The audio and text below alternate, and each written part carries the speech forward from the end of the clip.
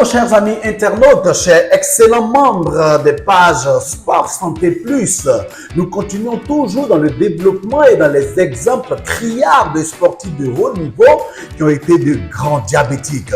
Aujourd'hui, la discipline que nous abordons mérite que nous nous tenions debout et le champion qui va être décrit, bien qu'étant diabétique, mérite également tout honneur et mérite qu'on s'abaisse pour le saluer quand il a défié les lois de la nature. Vous vous souvenez que nous avons dit que la boxe était un sport qui était totalement interdit à ces personnes diabétiques quand les risques de blessures avec des difficultés de cicatrisation étaient énormes. Mais celui-là a défié cette loi et il mérite qu'on lui fasse un standing ovation tellement il a été phénoménal et a marqué son époque dans le monde de la boxe.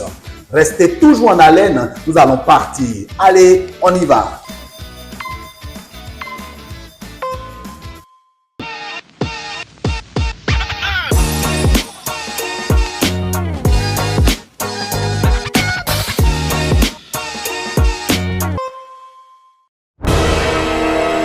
Ce boxeur américain phénoménal qui est rentré dans l'histoire de la boxe mondiale et de la boxe olympique est rentré dans l'histoire en étant à seulement l'âge de 20 ans un champion aux Jeux olympiques de 1964 à Tokyo. Il faut souligner que ce boxeur diabétique est devenu des années plus tard le champion de poids lourd en termes de boxe anglaise.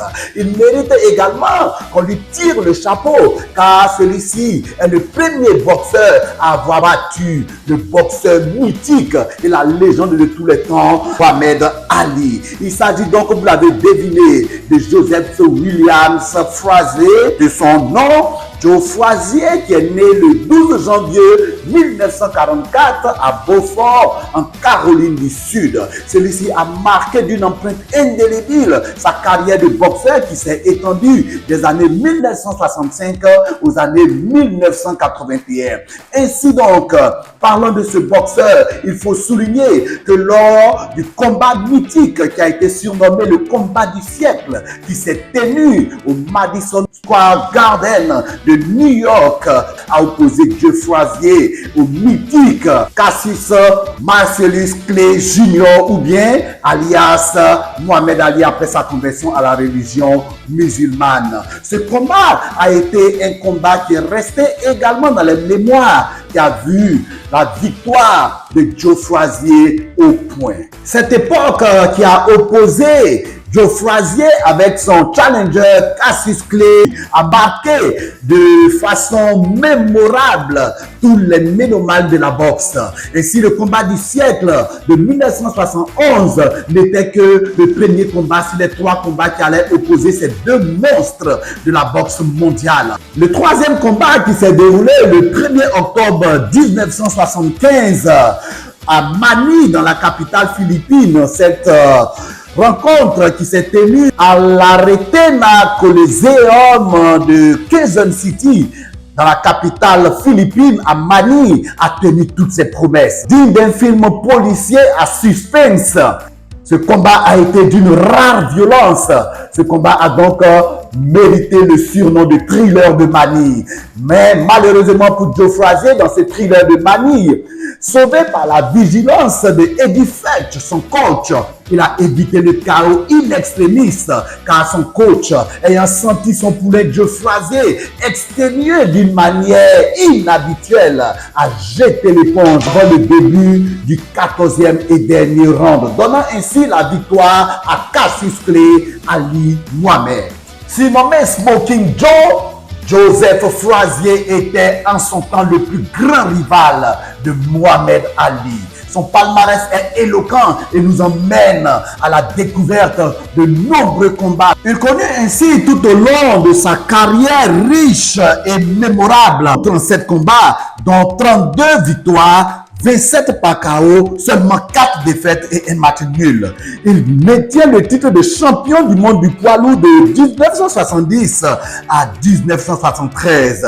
poids lourd, il devient champion olympique, puis champion du monde professionnel WBA, WBC de 1970 à 1973. Il est redouté par ses adversaires pour son style offensif, ses esquives plongeantes et rotatives et surtout pour l'efficacité de son crochet du gauche.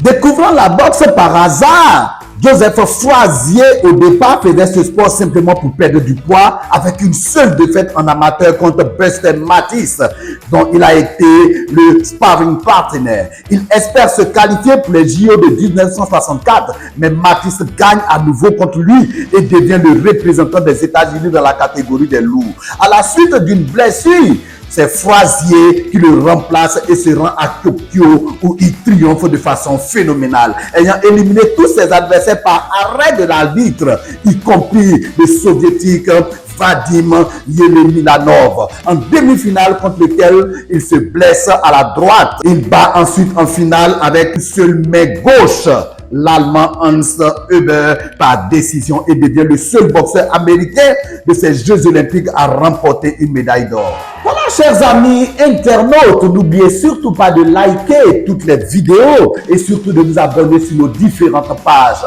Il est important que vous ne manquiez aucune des vidéos qui sont publiées à des buts d'enseignement et surtout à des buts de conseil et de prévention de pratiques sportives dangereuses. Voilà, merci de nous avoir suivis. Nous allons aujourd'hui nous arrêter à cet exemple de cette légende de la boxe mondiale et olympique qui encore à l'évocation de son nom ramène tous ces mélomanes à de bons souvenirs, sans oublier qu'il a été également un athlète modèle. Ce mythique champion s'est éteint le 11 novembre 2011 à Philadelphie, laissant ainsi donc dans la mémoire de tous ces amoureux du noble art de souvenirs assez merveilleux et fantastiques. Et avec cette découverte qu'il était diabétique, l'estime pour ce grand champion grandit encore plus.